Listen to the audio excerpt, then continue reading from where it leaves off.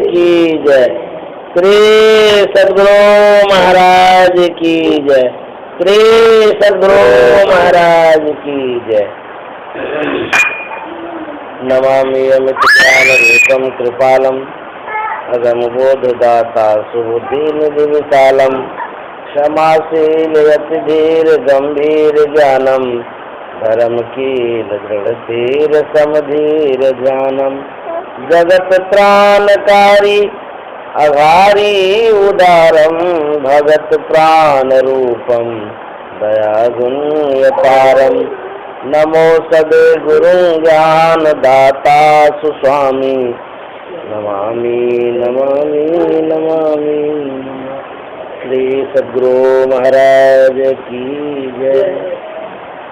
अव्यक्त रूप में परमाराध्य सद्गुरु महाराज उपस्थित सत्संग प्रेमी महान भाव माता एवं बहनों को बंद करवा दीजिए।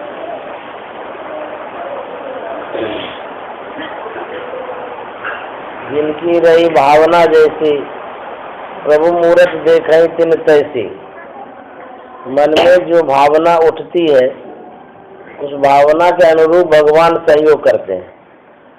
यदि प्रभु दर्शन की भावना है तो कोई न कोई संयोग मिल जाता है। तो ऐसी ही भावना बना करके रखनी चाहिए मन में कि सत्संग करेंगे, ध्यान करेंगे, शुभ कर्म है ये। कहते साथ में कुछ नहीं जाएगा, न घर जाएगा, न परिवार जाएगा, न धन जाएगा, न संपत्ति, कुछ नहीं जाता है। कहते जो आप शुभ काम कुछ भी कर लेते हैं, गुरु का स्मरण कर लेते हैं, सत्संग कर लेते हैं, यही साथ में जाता है और कुछ नहीं जाएगा। और यदि आप कुछ सामग्री नहीं लेकर के जाएंगे यहाँ से तो फिर कहते हैं दुख भोगना पड़ेगा। यहाँ से जब जाएंगे तो कहते हैं ये सत्संग और ध्यान साधु महात्मा का दर्शन जो करते हैं तो ये जो है ना ये आपको सहयोग करता है। मरने के बाद आप जहाँ भी रहेंगे सुख शांति से आनंद से रहेंगे। इसीलिए कहते हैं कि अपने जन्म को सुधारिए। हम लोग जो मनुष्य शरीर में आए हैं किस लिए आए हैं? कहते खाना पीना सो जाना सब काम है पशु समान आदि। यदि खाली खाते हैं सोते हैं तो कहते ये तो पशु के समान जीवन हो गया। कबीर साहब ने कहा खाए खुराका पान पोशाका जम का बकरा पलता है, जम बद जाती तोरे छाती उनसे क्यों नहीं डरता है। संत महात्मा कहते हैं कि इस जीवन को सार्थक कर लीजिए। हम मनुष्य शरीर में आए हैं, थोड़ा विचार करिए। हमसे जो इतर योनियां हैं, गाय है, घोड़ा है, बैल है और सब जो जीव जंतु हैं उनमें और हम में क्या अंतर है? जैसे गाय है, गाय का गोद काम में आता है, गोबर भी काम में आता है, हड्डी भी काम में आता है, चमड़ा भी काम में आता है, जितना भी अंग प्रत्यंग है सब काम में आता है। जानवर की हड्डियों को हम काम में लाते हैं, लेकिन हमारी जो हड्डी है, हमारा जो शरीर है, ये किस काम में आता है? मरने के बाद इसका कितना कीमत है? कोई कीमत है? एक भी पैसा कोई नहीं देगा इसको। कोई बेचना भी जाएगा तो नहीं लेगा कोई। कहते इस शरीर जो सुंदर शरीर मिला है, इस शरीर को भगवत भजन में लगा देना चाहिए। यदि भगवत भजन नहीं करेंगे तो फिर कहते हैं कि दीवाने मन भजन बिना दुख भैया, तो दुख भोगना पड़ेगा। ये जो सत्संग हम लोग करते हैं ये संस्कार बनाते हैं। जैसे पंडित लोग सब 16 संस्कार से हम लोगों को संस्कारित करता है, तो गुरु महाराज कहते हैं कि ये जो सत्संग है मात्र इस एक संस्कार से, सत्संग के संस्कार से सब संस्कार पूरा हो जाता है। ये संस्कार सबसे उत्तम संस्कार है। हमारी एक अभी पुस्तक छप रही है, छप गई है समझिए, उसका नाम है विचार दर्शन। उसमें संस्कार के विषय हम लिखे हैं कि जीवन में संस्कार का क्या महत्व है, कैसे संस्कार बनता है लोगों का। संस्कार हम लोग कैसे बनाएंगे उस विषय में उसमें है। तो कहते ये जो सत्संग है इससे संस्कार हमारा उत्तम होता है, अच्छा बनता है, इसलिए सत्संग करना चाहिए। जानवर की हड्डियां जो भी अंग प्रत्यंग है उसका काम में आता है, हमारा कोई काम में नहीं आता है। तो जब तक सांस है तब तक कुछ न कुछ शुभ कर्म रोज करना चाहिए। शुभ कर्म क्या है? जो गुरु महाराज ने बतलाया है, ये लोग सब के सब दीक्षित हैं। हाँ, तो सब दीक्षित है तब तो पता ही है। गुरु महाराज ने जो बतलाया है, दो तो महादेव बाबा से है, हाँ, ये हरिमंदन बाबा से। अच्छा अच्छा, हम दोनों प्राणी संतही बाबा से। इनको तो हम वहाँ देखे हैं कुप्पा घाट में। तो कहते हैं कि जो गुरु महाराज ने बतलाया है, जो ज्ञान दिया है, उसी ज्ञान के आधार पर हम लोगों को चलना है। तो उसी आधार पर यदि चलेंगे तो यही हमारा जो संस्कार है ये साथ देगा। अभी माता जी ने हमको क्यों बुलाया?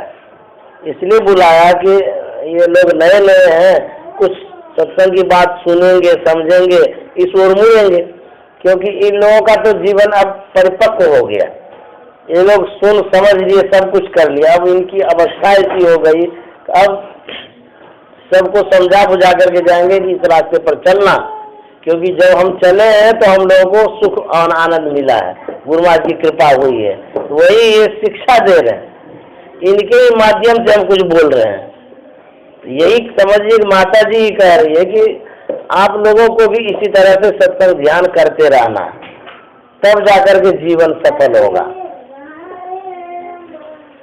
सत्संग में कहा गया है, काक हो पिक बकौ मराला। सत्संग का एक प्रभाव है, कौवा कोयल हो जाता है, बगुला हंस हो जाता है।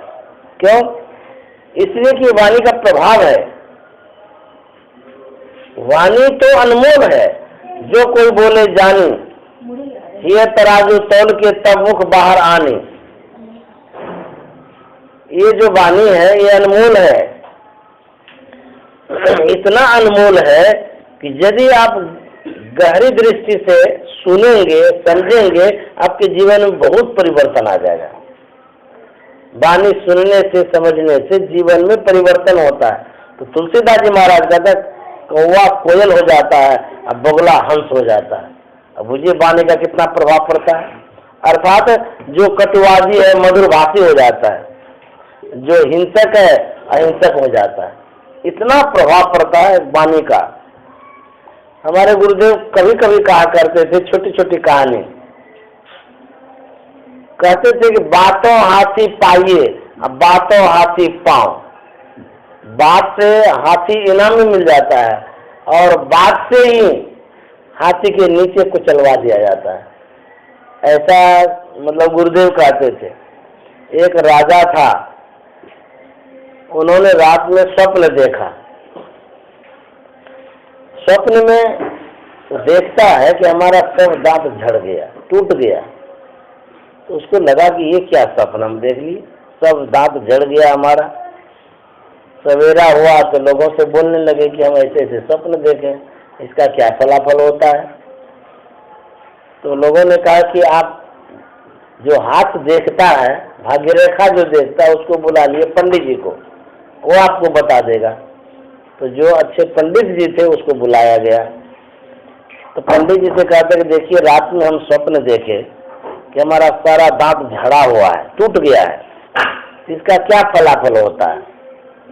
पंडित जी कहते हैं कि इसका फल यही होता है कि आपके रहते आपके जितने परिवार वाले हैं सब मर जाएंगे। तो बड़ा गुस्सा हुआ उसको, बोले क्या बात बोल दिया। आदेश दे दिया कि इसको हाथी के नीचे कुचलवा दो। उस बेचारा का प्राण चला गया। फिर दूसरे ज्योतिषाचार्य को बुलाया गया। दूसरे को बुलाया गया, उसको भी कहा गया कि ऐसे ऐसे हम देखे हैं, इसका क्या फल होता है। वो कहा था, वाह क्या कहेंगे, बहुत उत्तम फल होता है। क्या उत्तम फल होता है? बोले कि आप तो दीर्घायु हैं, लंबी आयु वाले हैं, बहुत दिनों तक आप संसार में रहेंगे। अब जब बहुत दिन तक वो रहेगा तो उसके पहले इसके परिवार के जाएंगे कि नहीं जाएंगे, बात तो ये की हो गई। राजा साहब कहते इसको हाथी इनाम में दे दो, इनाम में हाथी दे दिया। तो वही कहते हैं जो वाणी है इसका प्रभाव पड़ता है घर में, परिवार में, कहीं भी। यदि मधुरभाषी आप बनते हैं तो देखिएगा आपके सब अपने बन जाएंगे। मधुरभाषी के पास सब आदमी जाता है। कर्कश यदि बोलते हैं तो उसके पास जाना पसंद नहीं करते, वे कहेंगे इनको बोलने भी नहीं आता, ठीक से नहीं बोलते हैं। जो अच्छे से बोलते हैं उनके पास बहुत आदमी जाता है, नहीं इनका वाणी व्यवहार बहुत अच्छा है, जब जाते हैं तो बहुत अच्छा से बात करता है। तो कहते वाणी का प्रभाव पड़ता है। तो वाणी यदि बोलना है तो कहते हे तराजू तौल के तब मुख बाहर आनी, कहते हृदय रूपी तराजू पर तौल करके तब बोलिएगा तो उसका विशेष प्रभाव पड़ेगा। एक एक आदमी होता है जो आया झट से कह दिया, या जैसा भी हो तुरंत निकाल देता है मुंह से, तो कहते हैं वो ठीक नहीं, कभी कभी गलत भी हो जाता है। इसलिए बोलने के पहले थोड़ा सा उस पर ख्याल रखिएगा हम बोलने क्या जा रहे हैं। यदि थोड़ा भी ख्याल रखिएगा तो बहुत सी बातों से आप बच जाइएगा, विवाद होने से बच जाइएगा और कोई घटना होने से बच जाइएगा। थोड़ा सा सोचना है, इन्हीं के मुंह से निकालते जाओ।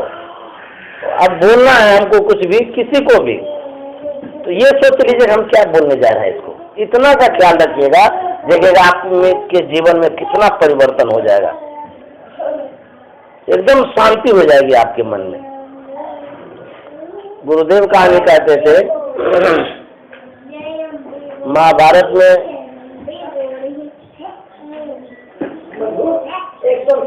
चुपचाप आप लोग सुने ही होंगे कथा युधिष्ठिर जी महाराज की। जब पूरा विजय प्राप्त कर लिए वो, भगवान श्री कृष्ण बोले कि एक यज्ञ करो। तो युधिष्ठिर जी महाराज कहते हैं मेरे पास तो कोई भी संपत्ति नहीं बची है, जितना महाभारत के लड़ाई हुआ सब उसमें समाप्त हो गया। बोले कि मैं बता देता हूँ कहाँ संपत्ति है। किसी पहाड़ के कंदरा में वो बहुत संपत्ति गड़ी हुई थी, तो उसको बता दिया गया वहां से तुम ले आओ और यज्ञ प्रारंभ करो। यज्ञ का नियम है कि उसमें जितने साधु महात्मा पंडित पुजारी जो भी आएंगे सब भोजन करेंगे और 3 घंटा बजेगा, 3 घंटा बज जाएगा तो समझ लो तुम्हारा यज्ञ सफल हो गया। ये रहा उसमें बात। तो युधिष्ठिर जी महाराज जितने राज्य में लोग थे सबको आमंत्रित कर दिए, क्योंकि पैसा धन संपत्ति भी मिली गई खर्चा करने के लिए। साधु महात्मा पंडित ऋषि मुनि जो भी थे सबको आमंत्रित कर दिए, सबको यज्ञ में आइए, भंडारा में खाइए और उसके बाद दक्षिणा जितना हो लेते जाइए। सब खुशी खुशी आने लगे। राजा थे युधिष्ठिर जी महाराज, उनके दरबार में अब कमी ही नहीं रही। यज्ञ प्रारंभ हो गया, भंडारा हो रहा है, सब कोई खा रहे हैं, खा करके जा रहे हैं। 1 रोज हो गया, 2 रोज हो गया, 3 रोज हो गया। युधिष्ठिर जी महाराज को आशंका हो गई कि भगवान कृष्ण तो बोले थे कि यज्ञ की सफलता तब मानी जाएगी जब 3 बार घंटा बजेगा, और अभी तो 1 बार भी घंटा नहीं बजा है। हमारे कहने मतलब वाणी का क्या प्रभाव है उसी पर हम कह रहे हैं, सुनते जाइए ध्यान से, कितना महत्व है वाणी का, उसी पर हम आ रहे हैं। तो खाते गया, चलते गया, दक्षिणा मिलते गया, अपना आनंद है सब, इधर घंटा बज नहीं रहा। भगवान कृष्ण के पास गए, बोले भगवान आप तो बोले थे कि 3 बार घंटा बजेगा, अभी तो 1 बार घंटा नहीं बजा है।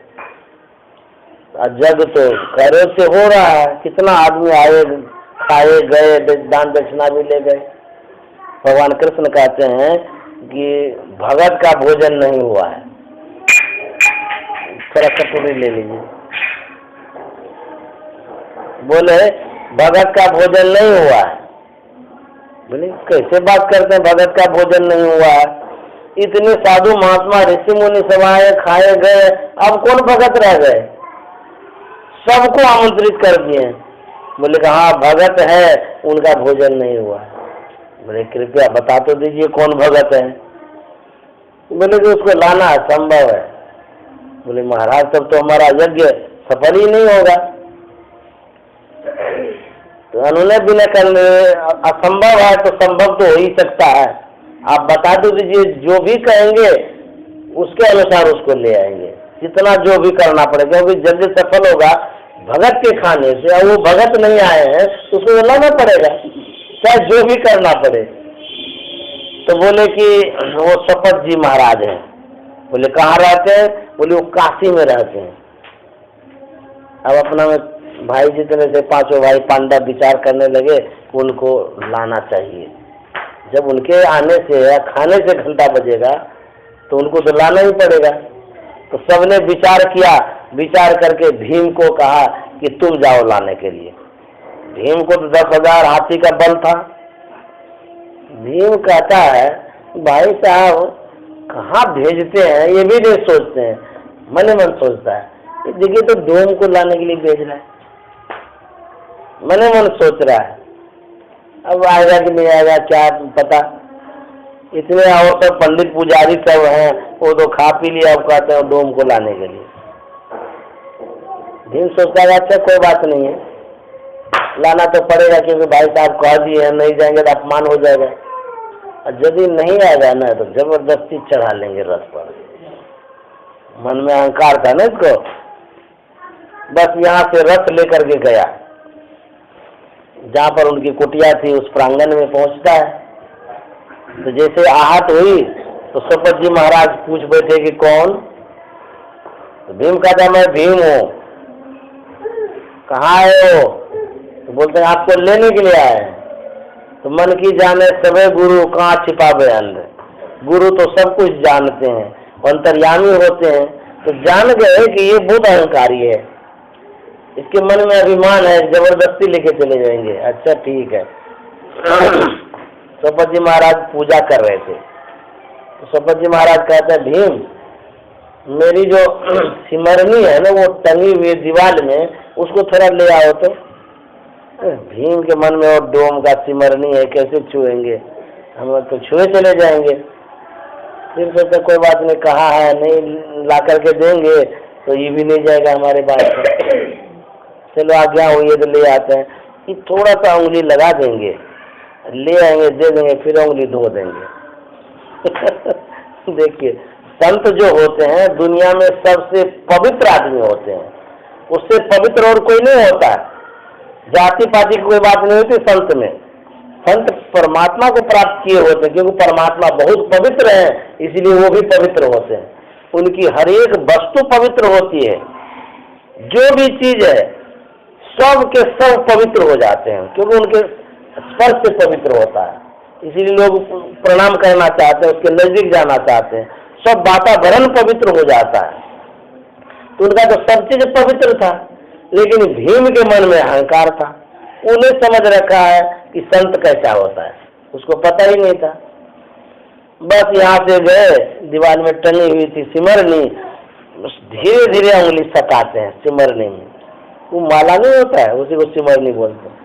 ऐसे धीरे धीरे माला में उंगली सटाए, ऐसे थोड़ा सा, तो जैसे सटाए तो हिला भी नहीं। तो भीम के मन में हुआ अरे हिलता नहीं है, ये दोनों उंगली ऐसे पकड़े तब भी नहीं हिला। बोले अरे ये क्या बात है, ये तो माला है, हिलता क्यों नहीं? 100 ग्राम का भी माला नहीं है, वो एकदम हल्का होता है ना, छोटा छोटा माला, एकदम छोटा माला था, ऐसे छुआ तब भी नहीं हुआ। भीम के मन में हुआ कि हिलता नहीं, अच्छा कोई बात नहीं, मुट्ठी से पकड़ा है, मुट्ठी से पकड़ा तो भी नहीं हिला। अरे इस सिमरनी के पहाड़ है, हिलता क्यों नहीं है? वहां तो परीक्षा हो रही थी। दोनों हाथ लगा दिया, गुस्सा आ गया, नहीं हिल रहा है ना, गुस्सा आ गया, दोनों हाथ लगाया, सोचा उखाड़ ही नहीं है एकदम, तो दोनों हाथ लगाया तब भी नहीं हिला। और गुस्सा चढ़ गया इसको, पसीना पसीना हो रहा है। 10,000 हाथी का बल लगा दिया उसने, एकदम टस से मस नहीं हुआ, इसका तो पूरा शरीर भीग गया पसीना से। अरे राम, ये तो पहाड़ से भी ज्यादा भारी है, हिल नहीं रहा है। अब भीम पछताने लगा, ये क्या हो गया। उधर से शपथ जी महाराज कहते हैं ए भीम क्या हुआ, लाओ न सिमरनी जी। मुंह लटकाए हुए आए, कहते कि महाराज आप अपने से ले लीजिए। सोपत जी महाराज पूछते तुम कहाँ आए हो, क्या बात है बता। बोले कि हमारे भाई साहब यज्ञ किए हैं, उस यज्ञ में बहुत साधु महात्मा सब भोजन करके चले गए। नियम है कि 3 बार घंटा बजेगा, अभी तक घंटा नहीं बजा है। भगवान कृष्ण कहे हैं कि भगत का भोजन जब हो जाएगा तब जाकर के घंटा बजेगा, इसीलिए आपको लेने के लिए आए। चलिए वहाँ भोजन करिएगा, घंटा बजेगा, हमारा यज्ञ सफल होगा। ये रथ लेके आए। सोपत जी महाराज कहते हैं कि तुम्हारा भाई तो राजा है जी। बोले हाँ राजा तो ही है, अभी तो जीत में की है तुरंत से, विश्वविख्यात राजा है, इसमें क्या बात है। बोले कि राजा के यहाँ का जो अन्न होता है ना दूषित होता है, वो दूषित अन्न खाने के लिए हम नहीं जाएंगे। भीम मन मन सोचता है कहाँ तो डोम है, जूठा पत्तल खाता है, कहाँ तो राजा का अन्न दूषित होता है, नहीं जगह नहीं है, छोड़िए ना। मन मन ही सोच लिया। सोपत जी महाराज कह दिए नहीं जाएंगे, ये गुस्सा में बस वहां से भाग गया, रथ लिया बस चल दिया, खाली रथ। यहाँ सब इंतजार कर रहे थे, तो जब खाली रथ वहां पहुंचा तो भगवान कृष्ण कहते हैं अरे तुम किसको भेजा था। भीम को। भीम को तो अपने अहंकार है, उससे कहे संत आएंगे। अब वो सब लोग पछताने लगे ये क्या हो गया। युधिष्ठिर जी महाराज बोले क्या हो गया जी। तो भीम तो पूरा गुस्सा गए, बोले आप कहाँ भेज देते हैं। वो कहता है कि राजा का अन्न दूषित होता है, हम खाने के लिए नहीं जाएंगे। डोम के यहाँ भेज दिया और कहता नहीं जाएंगे, आप जहाँ तहाँ भेजते रहते हैं। अब सब भाई फिर विचार करने लगे क्या करें। भगवान कृष्ण कहते हैं हे युधिष्ठिर तुम अपने से जाओ, अपने से लेने के जाओ, संत है ना वो, आदर सम्मान के साथ लाना पड़ेगा। युधिष्ठिर जी महाराज शिक्षित थे, ज्ञानी थे, इनका देखिए वाणी का क्या प्रभाव पड़ता है। ये रथ लेकर के वहां गए, इधर सबको सूचित कर दिए कि सोपत जी महाराज आएंगे, सब जगह पवित्र कर दो एकदम साफ सुथरा करके। जब संत महात्मा घर आते हैं तो सबके सब पवित्र करके रखते ही है। गुरु महाराज भी जहाँ जहाँ जाते थे बाप रे सब साफ करता था, गली कुची सब बिछावन वगैरह सब। तो यहाँ सबको बोलिए कहीं अपवित्रता के नाम की चीज न रहे। और द्रौपदी को बोल दिए कि तुम 56 प्रकार का भोजन बना करके रखो अपने हाथ से। तो द्रौपदी अपना भोजन बनाने में लग गई, सब तैयारी कर रहे हैं। युधिष्ठिर जी महाराज वहां गए, सोपत जी महाराज के पास गए, पूछते कि आप कौन है, कहाँ हैं। बोले कि हम युधिष्ठिर हैं और यज्ञ किए हैं, उस यज्ञ में आपका पदार्पण होगा, आप प्रसाद पाएंगे तो हमारा यज्ञ सफल होगा। सोपत जी महाराज कहते तुम राजा है ना जी। बोले हाँ राजा तो है। तो बोले कि राजा का अन्न दूषित होता है, इसीलिए दूषित अन्न खाने के लिए हम नहीं जाएंगे। अब देखिए युधिष्ठिर जी महाराज कैसे और क्या बोलते हैं। युधिष्ठिर जी महाराज कहते हैं कि महाराज कहते तो ठीक ही है, राजा का अन्न दूषित होता है, लेकिन आपके जैसे संत जब भोजन करेंगे तो वो दूषित अन्न भी पवित्र हो जाएगा। इतने प्रभावित हो गए, बोले चलो, तुरंत चढ़ गए रथ पर, वहां से यहाँ आ गए। देखिए वाणी का क्या ये कि शब्द में रथ पर चढ़ गए और वो भीम बुलाते बुलाते थक गए, नहीं आए। यहाँ आ गए, सब तो तैयारी थी, चौका में ले गया, उनको बिछावन दिया गया, बढ़िया से बैठाया गया। और ये बात सब कोई जानना चाह रहे थे आखिर ये कैसे संत हैं जो इनके खाने से घंटा बजेगा। सब दरबारी वगैरह जितने थे सब घेर के रखे थे। तो भोजन जो लगाया गया वहां पर सब खड़े हो गए हाथ जोड़ करके भोजन के लिए। द्रौपदी वगैरह जितने थे सब, भोजन की थाली लगाई गई, सब सम्मान। और थाली जो 56 प्रकार का लगाया गया, तो संत महात्मा को उतना व्यंजन का क्या मतलब है। वो लोग तो कम सम में ही काम चला लेते हैं। सोपत जी महाराज देखने लगे, एक एक कटोरी में एक एक व्यंजन दे दिया है, यदि एक एक करके खाएंगे तो बहुत समय लग जाएगा। 56 प्रकार है तो बहुत समय लग जाएगा। और हम लोगों को स्वाद का क्या काम है, एक एक स्वाद लेकर के क्या करेंगे, इसलिए एक में मिला देते हैं। सब कटोरा उल्टा दिए एक थाली में, जैसे खिचड़ी नहीं खाते हैं वैसे सब मिला दिए। कोई भी गृहिणी होती जो भोजन बनाते हैं उनके मन में ये होता है कि हमारे जो अतिथि आए हैं एक एक व्यंजन का स्वाद करके यदि खाएंगे तो बहुत अच्छा लगेगा, सबके मन में होता है।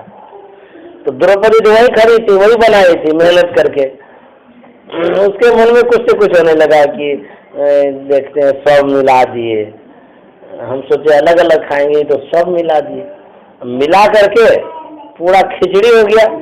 बस मुंह में लेते हैं, जैसे मुंह में लिए घंटा बज गया, तनाक से बज गया घंटा, सब जय जयकार हो गया, घंटा बज गया, घंटा बज गया। दूसरा कोर ऐसे उठा रहे थे तो द्रौपदी तो सोच रही थी कि मिला दिए, तो द्रौपदी के मन में ये भावना आ गई कि आखिर तो डोमेन है ये जो भावना हो गई आखिर तो डोम है, यहाँ तक तो हाथ आया था वही रुक गया। क्योंकि संत महात्मा जो सिद्ध पुरुष है वो जानते मन की बात, आप क्या सोचेंगे वो समझ रहा है, वो क्या मन में घूर रहा है आपको पता नहीं, वो जान रहे हैं। तो यहाँ तक जो उठाया था हाथ रुक गया तो सब कोई कहने लगे महाराज भोजन किया जाए। एक बार तो घंटा बज गया, 3 बार बजेगा, सबके सब कहने लगे। तो बोले कि ना, अब भोजन, संत का भोजन तो हो गया, अब जो भोजन होगा वो डोम का भोजन होगा। इतना जो कहे सब डरने लगे, ये क्या बात हो गई, कौन कुछ बोल दिया। तो कह रहे महाराज आप ऐसे कैसे बोलते हैं, आप तो संत हैं, आप कैसे कहते हैं कि डोम का भोजन होगा, ऐसा तो हम लोग कोई नहीं बोल रहे हैं। सब प्रार्थना कर रहे हैं भोजन किया जाए, भोजन किया जाए। सोपत जी महाराज कहते कि नहीं, अब जो घंटा बजा सो बजा, अब जो भोजन होगा अब डोम का होगा, संत का भोजन नहीं होगा। बोले नहीं महाराज आप ऐसे मत बोलिए। बोले अब सोपत जी महाराज सोचते हैं कि नहीं कहेंगे तो फिर ये लोग कहते रहेगा। तो सोपत जी महाराज कहते हैं पूछो द्रौपदी से। इतना जो कह दिए पूछो द्रौपदी से, द्रौपदी तो जान गई, हमारे मन में बात हो गई थी। अब द्रौपदी थर कांपने लगी, ये क्या भूल हो गई, पैर पकड़ लिए महाराज बहुत बड़ी गलती हो गई हमसे, क्षमा कर दीजिए, भोजन कर लीजिए। तो सोपत जी महाराज बोले भोजन तो मैं कर लूंगा, लेकिन जो घंटा बज गया सो बज गया, अब घंटा बजेगा ही नहीं। तो वही हुआ, 1 घंटा बजा है उसके यज्ञ में, दूसरा तीसरा घंटा बजा ही नहीं है। संत महात्मा कहते हैं साधु भूखा भाव का, धन का भूखा नहीं, जो धन का भूखा सो तो साधु नहीं। कहते साधु महात्मा जो होते हैं भाव के भूखे होते हैं, प्रेम भाव चाहिए उनको, प्रेम भाव से वो कुछ भी कर लेते हैं। अब प्रेम भाव यदि नहीं है तो समझ लीजिए खीर भी पानी हो जाएगा। इसलिए प्रेम भक्ति गुरु दीजिए, बिनवों कर जोरी, पल पल छोहन छोड़िए, सुनिए गुरु मोरी। कहते प्रेम भक्ति चाहिए।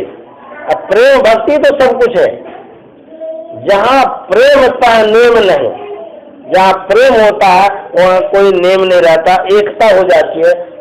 उसका घर इसका घर कुछ नहीं रहता, सब एक हो गया, खाना पीना रहना सोना जगना सब एक जैसा हो गया, वहाँ कोई तरह का वो नहीं होता है।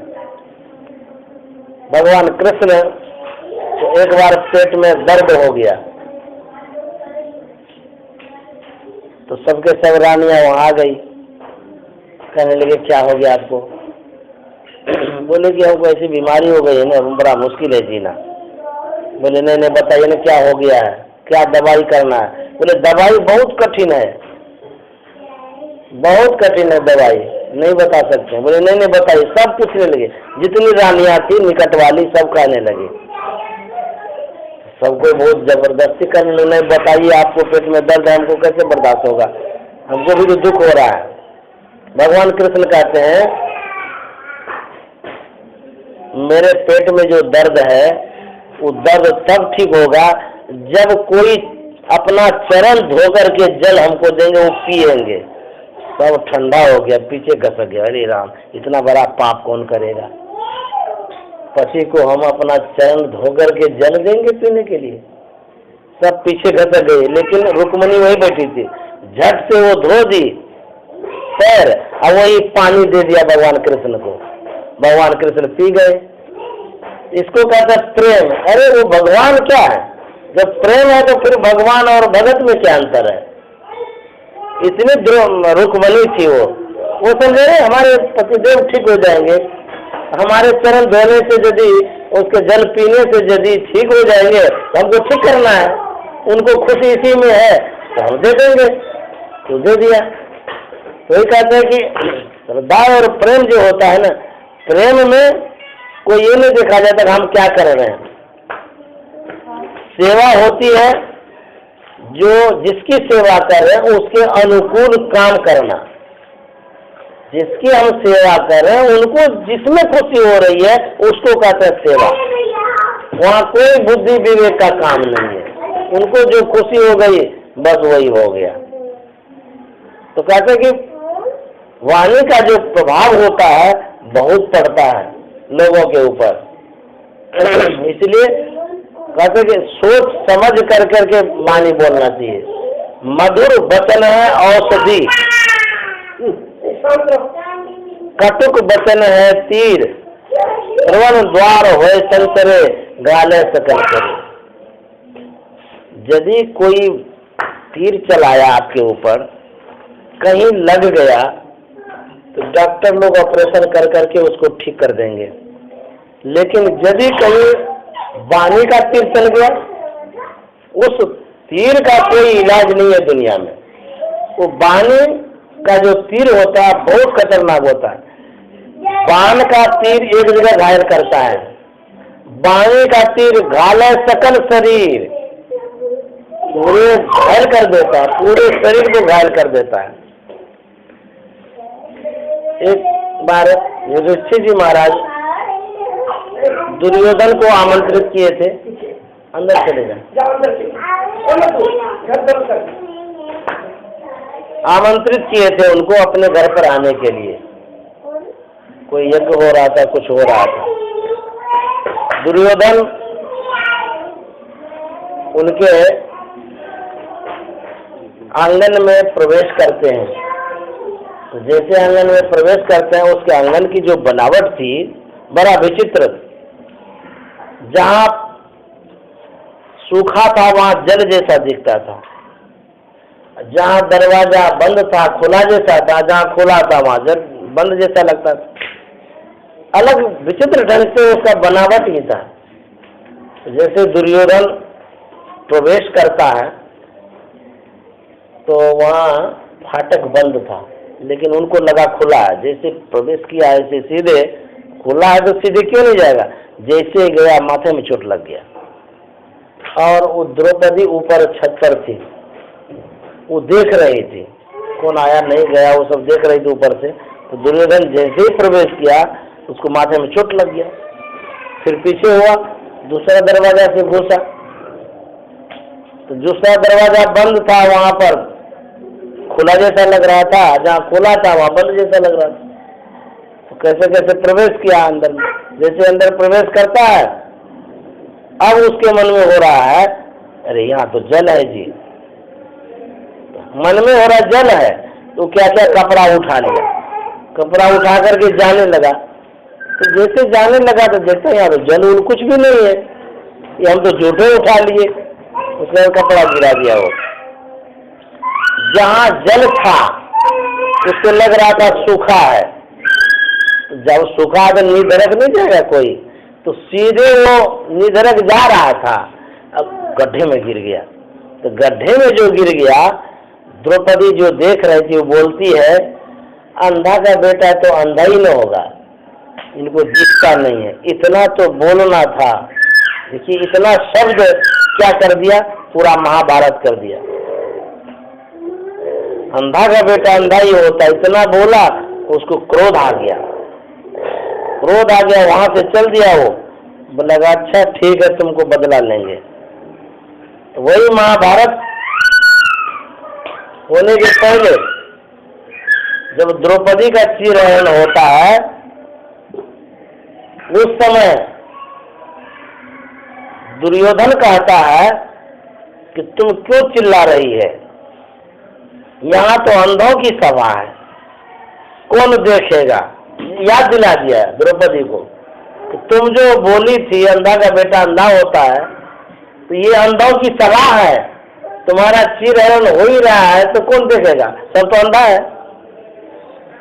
तो सही में अंधा है, विवेक दृष्टि से भी अंधा है, सब तरह से अंधा ही अंधा है। तो दुर्योधन कहता है सब तो अंधा ही है, तुमको कौन देखेगा? द्रौपदी को होश आ गया, अरे उसी का बदला ही ले रहा है। तो वही कहते हैं कि आवाज जो मुंह से निकल जाती है उससे बहुत कुछ हो जाता है। इसीलिए शब्द को सोच समझ करके निकालना चाहिए, कहीं भी कभी भी। तब क्या होगा? आपको कभी दुख नहीं होगा, कहीं तकलीफ नहीं, चाहे घर में रहिए कि बाहर रहिए घर से, चाहे बस में रहिए कि ट्रेन में रहिए। देखिएगा कोई आदमी होता है, कहता भाई साहब थोड़ा सा बैठने दीजिएगा, तुरंत दे देता जगह, चलो सज्जन आदमी है बैठने दो। कोई आएगा, हटिए बैठने दीजिए, वो कहेगा कि ये तो हमारा सीट है। बोले तुम्हारा सीट है तो क्या हो गया, हम बैठेंगे नहीं, खड़े रहेंगे क्या?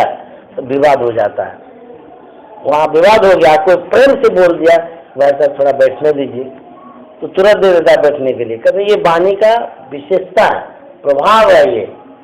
तो जितना आप अच्छे ढंग से बोलेंगे उतना आपको सहयोग मिलेगा, अकेले में भी कहीं में भी, देश में रहिए प्रदेश में रहिए कहीं भी रहिए। तो साधु महात्मा के पास विनम्रता होती है, बड़े विनयी होते हैं, इतने विनयी होते हैं कि उनको सब कोई सम्मान करता है। एक कथा कह के समाप्त करूंगा। एक महात्मा थे, वो गंगा जी पार कर रहे थे, नाव पर बैठे हुए थे। अब बहुत से उस पर यात्री थे, अब कुछ युवक लोग भी थे। तो महात्मा को देख करके वो व्यंग करता है, कुछ से कुछ बोलने लगा चिढ़ाने के ख्याल से। तो महात्मा जी को क्या है, बोलता है तो बोलने दो, हमको क्या लेना देना है उससे, उधर में सब आदमी है, बोल रहा है तो बोल रहा है। अब देखिए एक एक आदमी लड़ने वाला जो होता है वो उकसाता है कि वो कुछ बोले, और यदि नहीं बोलेंगे तो वो सोचेगा कैसे ये बोल दे, और कहीं बोल दिए तब देखिए महाभारत शुरू होगा। चाहता है वो बोले, यदि नहीं बोलते हैं तो फिर कुछ नहीं हो रहा, बोलना शुरू कर दिए तो झगड़ा हो जाएगा। तो महात्मा जी अपना चुपचाप बैठे थे, उनको क्या है, तो वो युवकों को सूझा कि चलो ऐसे नहीं बोलता है, जब पानी छिड़काव करो इसके ऊपर, अपने बोलेगा कुछ। तो ना तो जा ही रही थी, ऐसे पानी लेकर के उसके माथे पर फेंकने लगे, तब भी महात्मा कुछ नहीं बोल रहे। भगवान शंकर ने कहा है साधु अवज्ञा तुरंत भवानी, कर कल्याण अखिल के हानि। साधु की जब अवज्ञा होती है तो कहते हैं तुरंत नौछ हो जाता है, बर्दाश्त नहीं होता भगवान शिव को। आकाशवाणी होती है, तो महाराज आप कहिए तो मैं नाव को ही उलट दूं, सब मर जाएगा। कहते मैं नाव को ही उलट देता हूँ, सब मर जाएगा, खत्म हो जाएगा डूब करके। अब महात्मा प्रार्थना करते हे भगवान नाव को मत उलटिए, जितने दुर्जन है ना उनके मन को उलट दीजिए, इसका मन उलट जाएगा तो फिर सज्जन ही सज्जन हो जाएंगे, फिर किसी को कष्ट भी नहीं देगा। अब मार दीजिएगा तो इतना ही न मरेगा, दुर्जन तो बहुत है। तो देखिए प्रार्थना करते हैं कि इनके मन को बदल दीजिए। तो महात्मा जो होते हैं सब पर कृपा बरसाते हैं, सब पर दया रखते हैं, सबका शुभ सोचते हैं, उनके लिए सब समान होते हैं। इसलिए कहते हैं दर्शन कीजिए साधु की, साधु महात्मा का दर्शन करना चाहिए। जो गंजी को बात, जो कुछ गंदी दे नहीं तो भी बात सुबास।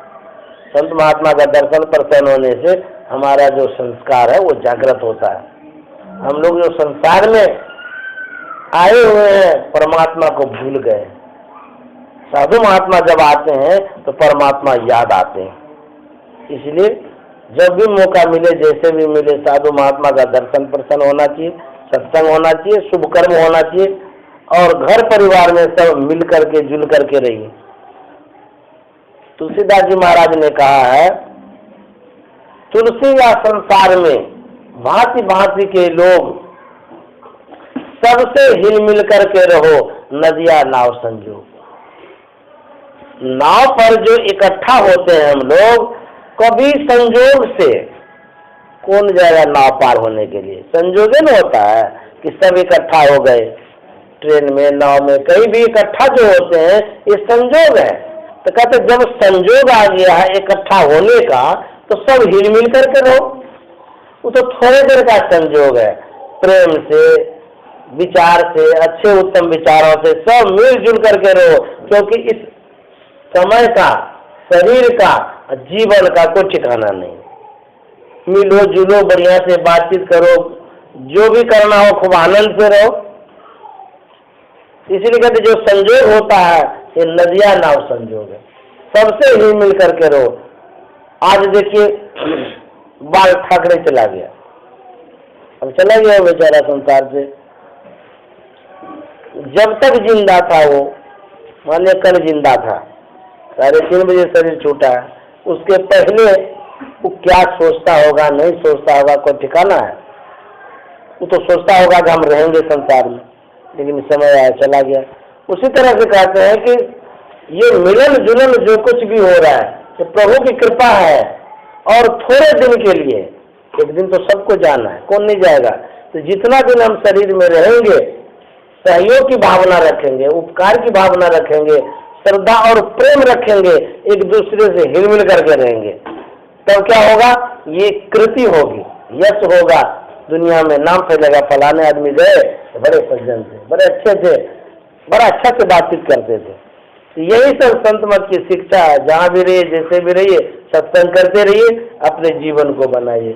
श्री सद्गुरु महाराज की जय।